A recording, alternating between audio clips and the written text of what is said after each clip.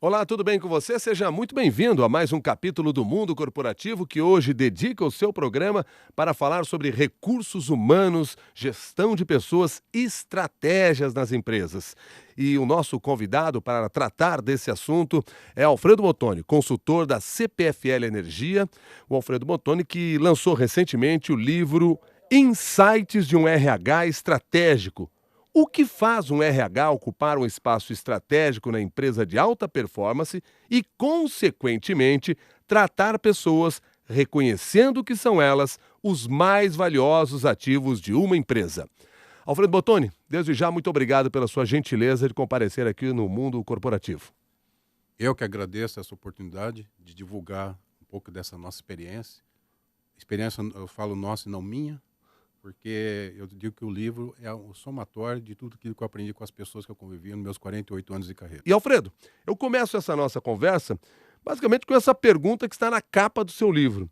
O que faz um RH ocupar um espaço estratégico na empresa? Ele ser parte do processo decisório da empresa, nos rumos dela, principalmente naquilo que se refere a pessoas. Porque quem faz a produção, quem produz na empresa são pessoas. O que garante realmente uma sustentabilidade da empresa são pessoas engajadas, comprometidas, logicamente tem que estar preparadas. Não basta apenas estar comprometidas, elas têm que estar preparadas para o negócio da empresa. Pelo que nós temos no cenário nacional, no cenário brasileiro, hoje, recursos humanos é visto como uma estratégia de negócio? E está em plena ascensão, felizmente, né? Muito diferentemente de há 20 anos atrás, onde o RH era meramente operacional. A preocupação dele era fazer folha de pagamento, fazer treinamento técnico e não treinamento estratégico. Enfim, hoje ele ocupa um espaço decisório porque ele lida com a questão das metas, com a questão da performance dos colaboradores, dos gestores, plano de sucessão da empresa, que é um ponto fundamental. Então, hoje realmente ele ocupa um espaço estratégico. Pelo menos nas grandes corporações, sim, e em corporações médias isso vem aos poucos ganhando espaço, e a tendência é continuar num crescimento. Quando é que começou a ocorrer esta transferência de função? Quando é que o RH deixou de ser um departamento meramente burocrático para passar a atuar diretamente na estratégia da empresa? Eu vivi os dois momentos. Quando o Brasil saiu da ditadura que nós vivemos, da Revolução de 1964, nós começamos a ter grandes desafios no mundo sindical. Os sindicalistas começaram a ganhar espaço e também nem sempre bem preparados para isso, e as empresas não estavam bem preparadas. Então, os gestores das empresas, a diretoria executiva começou a perceber que aquele conflito precisaria ter solução, porque senão ia travar o processo produtivo. Então, o RH começou a se envolver no processo de trazer prazos para a empresa através do processo de negociação coletiva. Também as empresas começaram a ter uma demanda de competitividade com a abertura da economia também. Então, dois fatores que eu atribuo. A questão do movimento sindical, que passou a exigir das empresas um reposicionamento, porque não era mais possível apenas mandar, era preciso negociar certas condições de trabalho. E a segunda, com a abertura, com a competitividade, porque nós precisamos nos tornar mais competentes. E o RH tinha que ter um papel fundamental no desenvolvimento das competências da organização. Então, aproveitando já que você se referiu ao fato que você pegou esse período inicial e passou por toda essa mudança, eu queria que você trouxesse para nós aqui que estamos acompanhando o mundo corporativo um pouco dessa sua trajetória profissional que foi dedicada boa parte dela à questão da gestão de pessoas.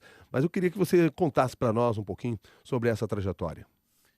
Bem, rapidamente, eu comecei com 12 anos de idade, como ferreiro, e trabalhei em várias profissões, e enfim, em 1973 eu ingressei na CESP, onde trabalhei por 25 anos. Na CESP eu comecei fazendo a parte de administração de pessoal, onde naquela época era interessante, era valorizado, porque eu trabalhava numa unidade, tinha 400 empregados, e eu sabia o prontuário de cada um. Hoje, eu falo, nossa, o importante não é saber o prontuário, é conhecer as pessoas. Eu conhecia o número do prontuário. Porque naquela época valorizava-se o seguinte, bom, você tem que fazer tudo certinho, você tem que perseguir regra. E hoje eu digo que nós temos que seguir regras e não perseguir regras. Depois eu trabalhei durante 9 anos no treinamento de gestores. Foi justamente na época que começou a ter abertura no Brasil. E os nossos gestores estavam acostumados, em função do que nós estávamos todos contaminados nas empresas, por decisões que eram verticais, de cima para baixo. E com a abertura no Brasil, as pessoas começaram a ser percebidas de forma diferente, que eu cito inclusive no livro. Nós não temos empregados, nós temos cidadãos. Então nós tivemos que fazer um trabalho no Centro de Treinamento Botucatu, naquela oportunidade, de reposicionar os nossos gestores em relação a como lidar com as pessoas. Porque senão nós íamos realmente ficar empacados e os sindicatos cada vez mais dominariam as empresas. Isso não seria positivo. E os sindicatos tiveram um papel importante nessa transformação, mas as empresas também rapidamente começaram a se reposicionar. Então, desde a questão do trabalho em equipe, desde a percepção de que as pessoas tinham que ter oportunidades na empresa, que tinha questões que nós pedimos empregados não porque o salário era ruim, mas porque eles não tinham possibilidade de participação. Então, o perfil do gestor tinha que ser alterado necessariamente. E, atualmente, nós temos outros desafios, né? Com a falta de mão de obra, você tem a questão da retenção de talentos, e não é só dinheiro que retém pessoas, a questão do plano de sucessão de uma empresa, porque o que dá estabilidade para uma empresa não é resultado de curto prazo. Eu preciso ter lucro todo ano, nós temos que ter lucro, mas o lucro tem que ser sustentável. Daqui a 5, 10 anos, quem é que vai continuar dirigindo os negócios dessa empresa? Então, a visão realmente ela saiu de uma área operacional, que era folha, treinamento técnico, ter a CIPA, para uma visão mais estratégica. O RH ele tem que ser realmente o alavancador do plano de sustentação do negócio da empresa. Cláudio Souza pergunta, Alfredo Bottoni, aqui o seguinte: como é que a empresa deve administrar a convivência entre funcionários CLT e funcionários PJ? Essa é uma realidade cada vez mais premente aí no cenário no mercado de trabalho. Bem, realmente isso faz parte da realidade das empresas. O importante é que a empresa tenha clareza que o PJ tem que ser PJ mesmo, e não apenas por uma gestão de custo. Porque o PJ ele tem que ter, dentro da legalidade, ele tem que ter autonomia, ele tem que realmente não ter subordinação. E, logicamente, que as empresas precisam de ter os PJs, mas o PJ tem que ser na acepção da legalidade e da gestão deles. Então, eles têm que ter realmente contrato vinculado a metas, a resultados e autonomia no sentido de não ter a subordinação que é do artigo 3º da CLT, para que a empresa não esteja construindo um passivo que lá na frente ela poderá ter consequências danosas. Há diferenciação em termos de benefícios oferecidos para um e para outro, na forma de tratamento que ocorre da empresa em relação a esses seus parceiros, sejam eles contratados através de uma carteira assinada do CLT ou um PJ? Tem bastante diferença, sim, porque a CLT ela considera uma série de benefícios, desde o fundo de garantia, uma assistência médica que a empresa possa estar concedendo. Agora, em relação ao PJ, o 13º para quem é da CLT, o acordo coletivo, o PJ não está vinculado a um acordo coletivo. O PJ ele é uma pessoa física, ou é uma pessoa jurídica, que às vezes é uma pessoa física que tem uma empresa individual e que presta serviço com autonomia na acepção gramatical e jurídica da palavra. Caso contrário, se tiver subordinação, é um risco e a empresa deve se orientar do seu jurídico para que não incorra nesse risco. Que hoje pode custar pouco, menos, porque tem menos encargos, mas no futuro vai custar muito, porque corre o risco de ter o reconhecimento do vínculo empregatício e custará muito caro para a empresa. Alfredo Bottoni, como é que a gente pode identificar o que é fundamental para que realmente o Recursos Humanos atue de forma estratégica dentro daquela empresa? Quais são os fundamentos básicos para que isso realmente aconteça e não seja apenas um discurso da corporação? Aqui na minha empresa o RH é fundamental. O que realmente precisa para que isso aconteça? Primeiro que tem que fazer parte do processo decisório da diretoria executiva. Se ele não tem assento na diretoria executiva, ele jamais pode ser considerado como estratégico.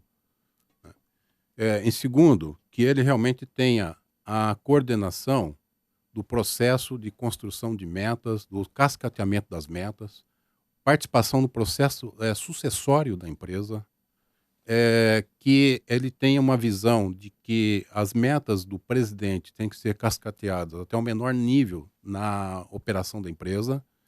Então ele tem que ter o domínio e que a parte dos valores da empresa, visão, missão, sejam compartilhados em todas as instâncias e que tenha realmente a condução, ele faça parte de um comitê de ética, ou seja, um grande condutor do processo da ética dentro da empresa e, logicamente, com parceria com outras áreas. Mas ele tem que ser realmente assento nesses principais comitês, nesses principais fóruns. Caso contrário, não vai passar de discurso a ideia de que o Exatamente. RH está fazendo Exatamente. parte da gestão Exatamente. ou da estratégia da empresa. Qual é a diferença entre medir desempenho e medir gestão de desempenho? Medir desempenho é uma etapa do processo de gestão. Porque se eu chego à conclusão lá, e todo ano as empresas fazem isso hoje, alcançamos as metas ou não alcançamos as metas? Agora, as metas, nós temos que saber o seguinte, como é que nós vamos assegurar e que quem não está tendo performance possa se reposicionar na empresa e fazer com que essa pessoa que tenha baixa performance ou ela se reposicione num curto espaço de tempo ou até, às vezes, a empresa não pode permanecer com aquela pessoa, senão ela não será de alta performance. E as pessoas que têm alta performance, nós temos que olhá-las com muita atenção para que nós não percamos para o mercado e para que elas realmente tenham uma recompensa compatível com o seu desempenho. Então, a performance hoje, gestão de performance, envolve a questão de remuneração fixa, remuneração variável, carreira. Isso é fazer gestão de performance. A performance é um input para vários outros programas estratégicos da companhia. Muito comum nós ouvirmos reclamações porque as empresas muitas vezes impõem metas que estão muito acima da própria capacidade, não só dos profissionais, mas no próprio mercado naquele momento. Metas irrealistas atrapalham esse processo? Atrapalha totalmente e a consequência pior, na minha visão, é que perde-se a credibilidade.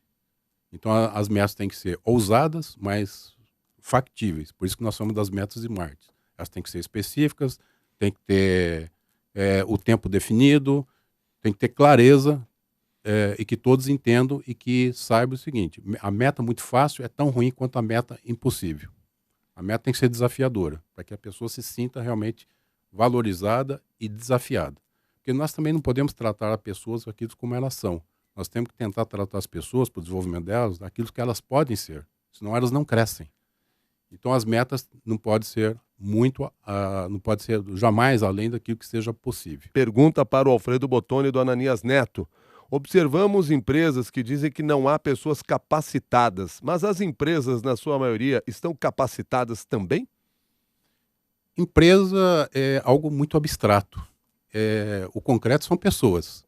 Então, se nós falamos que a empresa não está capacitada, porque o conjunto de pessoas não consegue produzir aquilo que é a expectativa de todos os stakeholders, do acionista, principalmente do cliente, porque hoje o cliente ele tem que ser olhado com muito carinho. Porque, na verdade, quem paga o salário do executivo, do nosso empregado, não é a empresa, é o cliente. Então, nós temos que estar com essa atenção. Então, quem melhor pode aferir a empresa é o cliente. Mas as empresas, realmente, a questão do desenvolvimento das empresas é uma questão crucial e estratégica.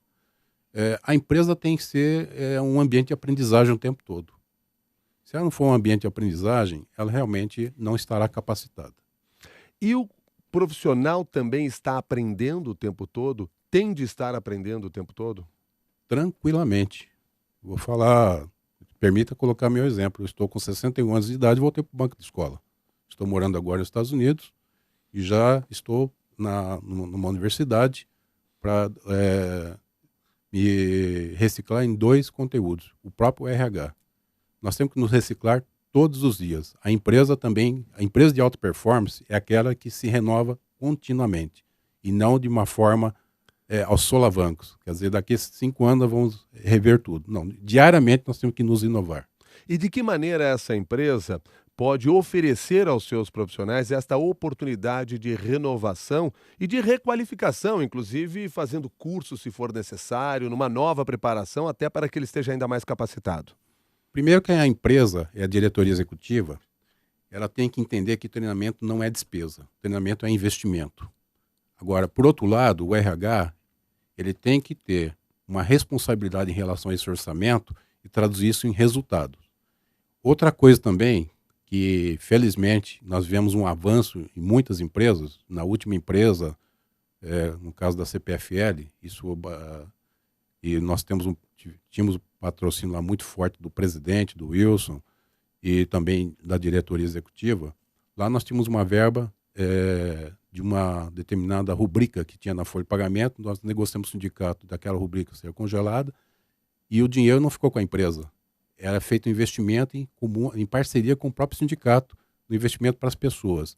E outra coisa que chama atenção, hoje na empresa, cada vez mais, quando se oferece oportunidades, mesmo que o empregado participe do desenvolvimento, nós temos muito mais candidatos do que vagas disponíveis. Então, realmente, e a empresa que não oferece oportunidade de crescimento, de aprendizagem, ela perde talento. Aliás, em determinado momento aqui do livro Insights de um RH Estratégico, você lembra que o investimento não é só nas pessoas, mas na família das pessoas também?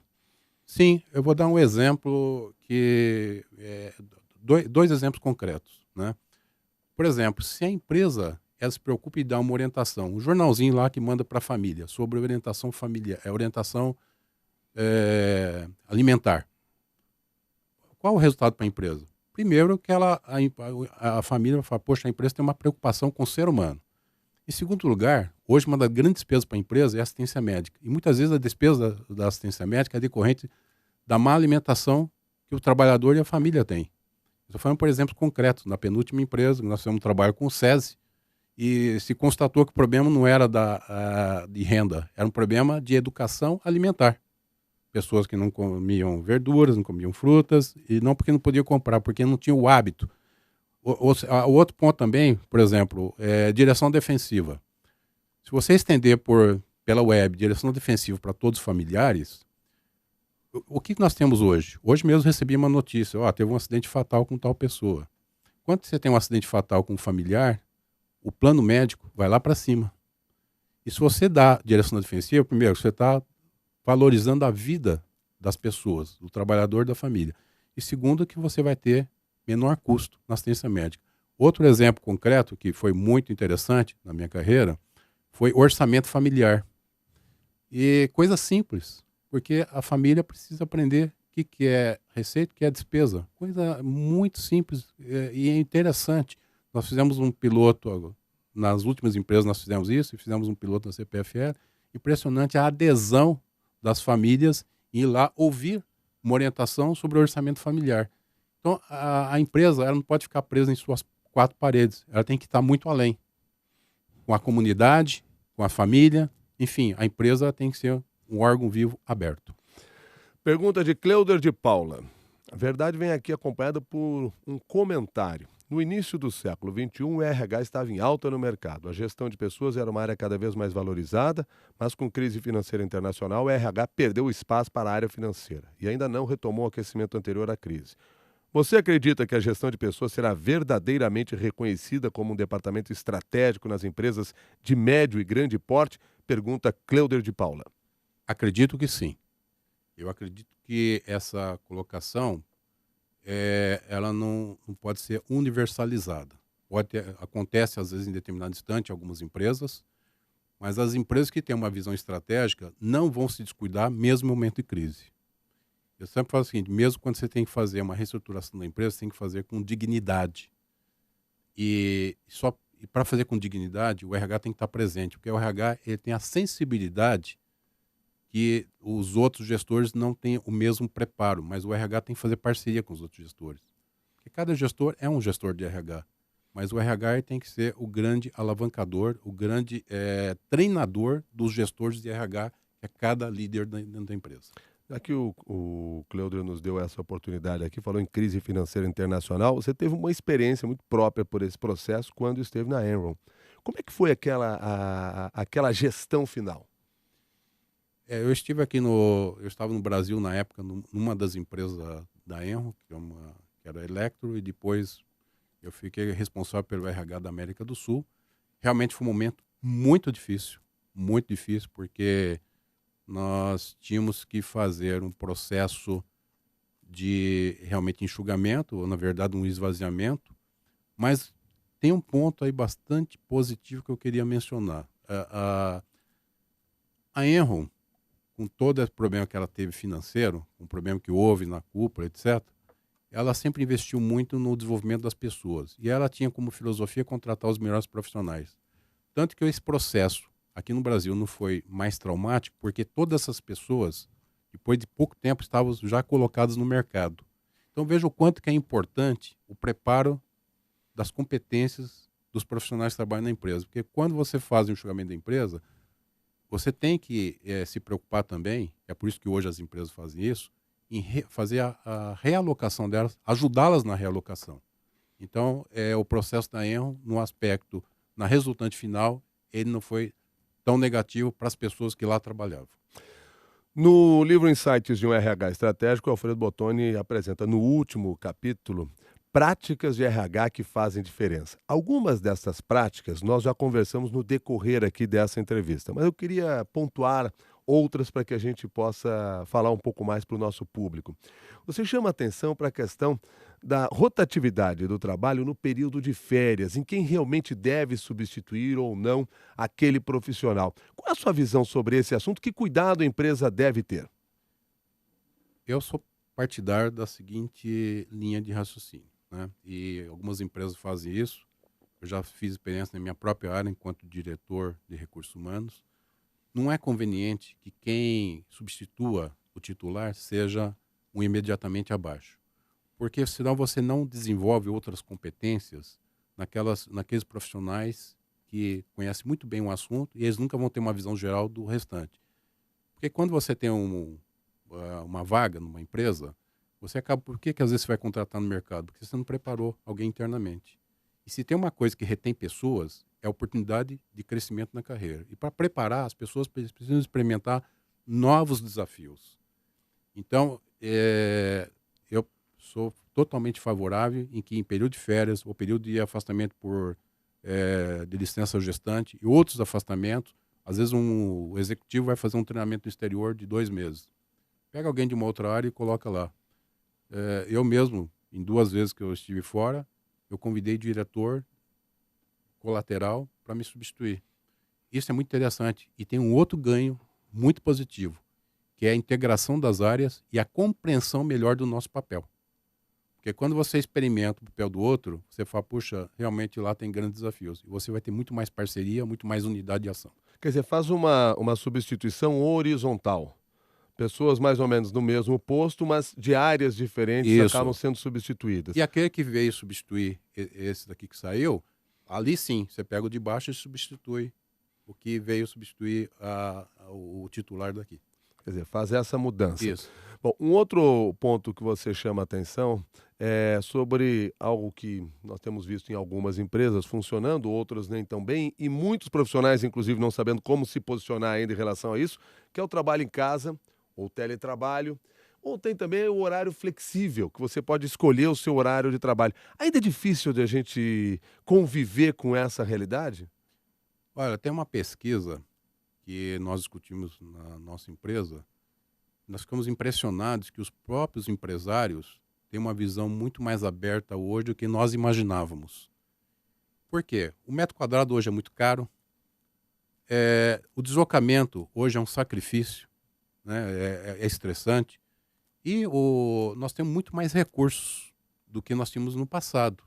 Eu, quando comecei, em 1964, nem se falava em computador.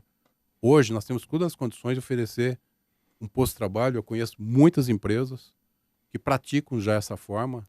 Eu mesmo tive a oportunidade de fazer isso por algumas semanas, de você trabalhar realmente online, mas você tem recurso. Eu faço entrevista hoje pelo Skype, as empresas têm recursos internos, sistemas internos de comunicação.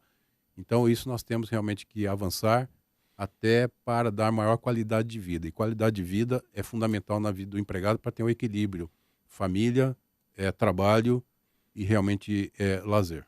Agora, para isso é fundamental que a gente consiga fazer com que todo o ambiente de trabalho compreenda essa razão. Por que eu estou lhe dizendo isso? Recentemente, conversando com outras pessoas, colegas jornalistas, inclusive, que vivem em empresas que conseguem fazer um horário flexível, não são empresas de comunicação. E me dizia o seguinte: as pessoas às vezes ficam me olhando estranho quando eu chego 10 horas da manhã. Só que ninguém está lá para me olhar quando eu saio às 10 da noite, nos dias em que eu preciso ficar até mais tarde. Então, parece que dentro da própria empresa ainda precisa haver um convencimento de que, olha, aquele colega que não está no ambiente de trabalho agora não significa que ele não está produzindo. Sem dúvida. E além disso, nós temos que também ter o discernimento que uma empresa, por exemplo, prestação de serviço público, tem determinadas funções que ela não tem como fazer o trabalho online. Nós temos que estar com o atendimento ao cliente, tem que ser, quando é face a face, tem que ser face a face. Não dá para substituir hoje, né? Se bem que os próprios clientes hoje estão usando cada vez mais a internet, etc. Mas o atendimento numa rede, por exemplo, de energia elétrica, tem que ser feito lá. Não há outra forma. O que é preciso é ter a clareza do que pode e o que não pode ter o horário flexível. Mas o importante é ter avanços.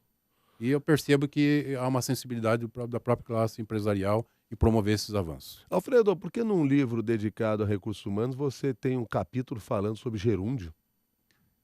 Porque recursos humanos tem que estar envolvido com a capacidade decisória da empresa. E quem prepara os gestores, ou através de parcerias com universidades, etc., para decidir, o RH tem uma forte responsabilidade sobre isso.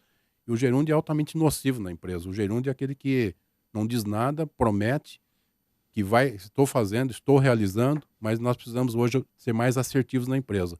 Enfim, quando é que vai ser entregue? Data, horário, qual a qualidade?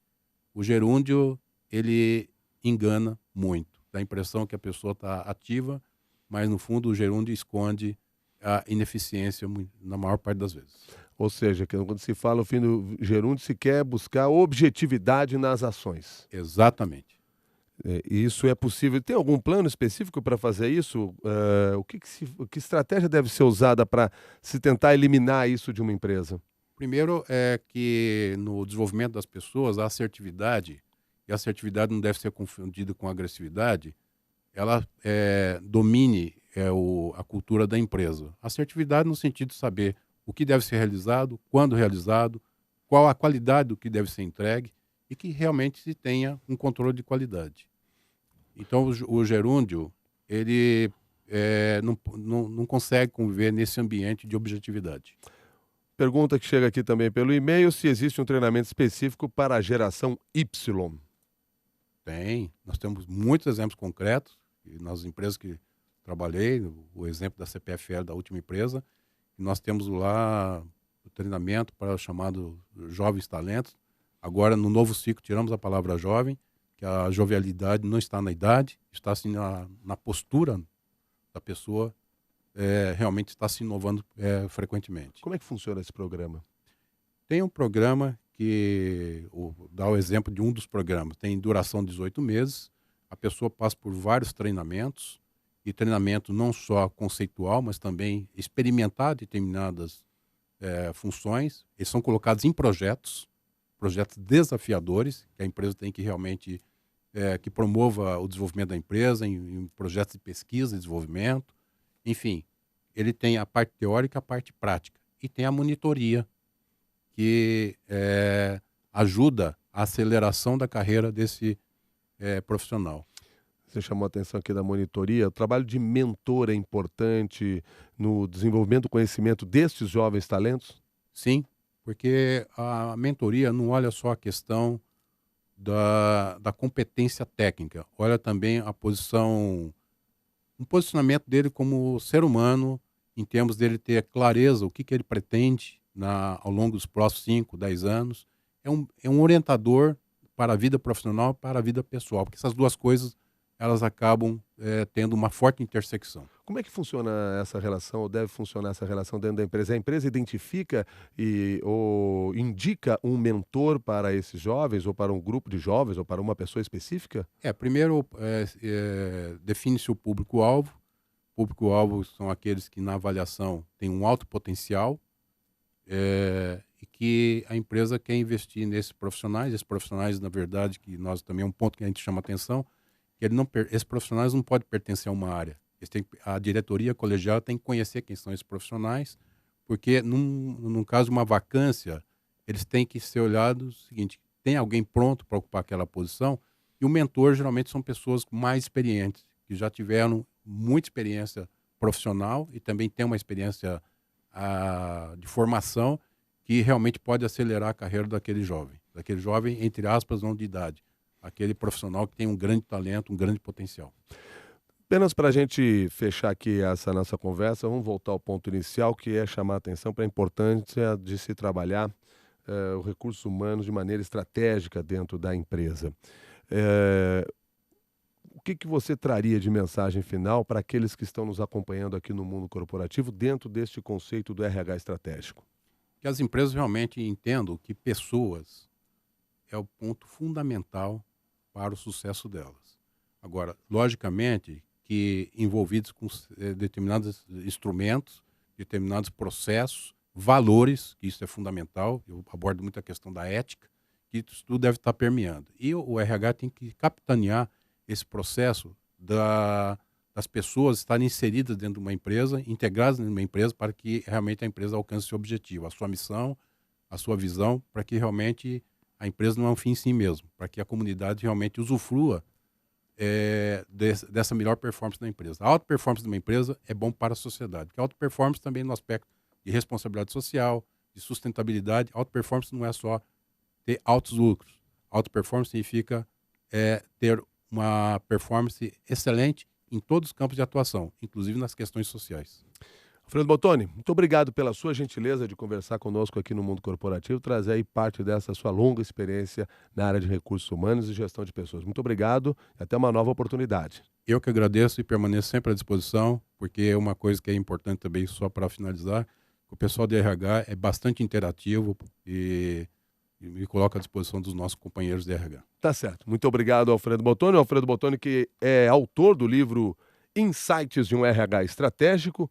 O que faz um RH ocupar um espaço estratégico na empresa de alta performance e, consequentemente, tratar pessoas reconhecendo que são elas os mais valiosos ativos de uma empresa. Esse livro foi editado pela editora Shoba. Muito obrigado e até a próxima.